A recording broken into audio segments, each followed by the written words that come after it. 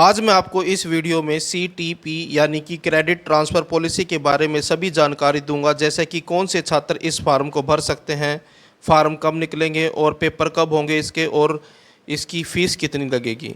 सबसे पहले आप ये जान लीजिए कि कौन से छात्र इस फार्म को भर सकते हैं। वो छात्र जिन्होंने रेगुलर से 10वीं और 12वीं के पेपर दिए हैं और रिज़ल्ट में एक से ज़्यादा पेपर में फ़ेल हो गए हैं, जैसे कि 2 पेपर में फ़ेल हो गए हैं या फिर 3 पेपर में या फिर 4 पेपर में, ऐसे सभी छात्र इस फॉर्म को भर सकते हैं जो एक से ज़्यादा पेपर में फ़ेल हो गए हैं।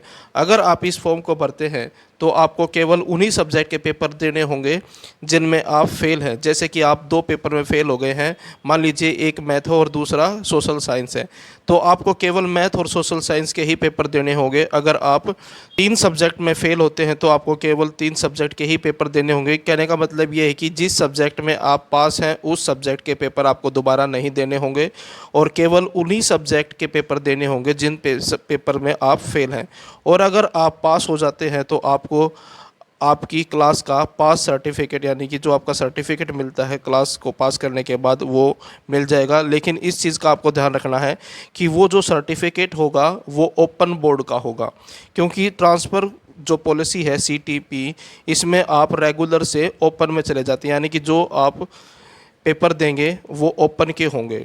जिन सब्जेक्ट में आप फेल होगे उन्हीं सब्जेक्ट के पेपर दोगे, लेकिन वो पेपर ओपन से होंगे और आपको टोटल 6 मौके मिलेंगे पास होने के लिए। इसका मतलब है CTP के तहत आपको 6 मौके दिए जाते हैं पेपर को क्लियर करने के लिए।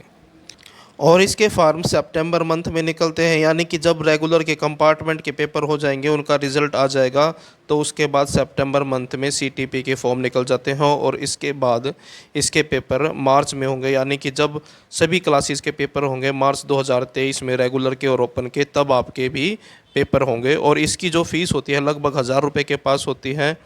तो अब आपको पता लग गया होगा कि CTP है क्या, यानी कि ये वो फॉर्म है जो फेल विद्यार्थी भरते हैं अपने उन्हीं सब्जेक्ट में पास होने के लिए जिनमें वो फेल हुए हैं।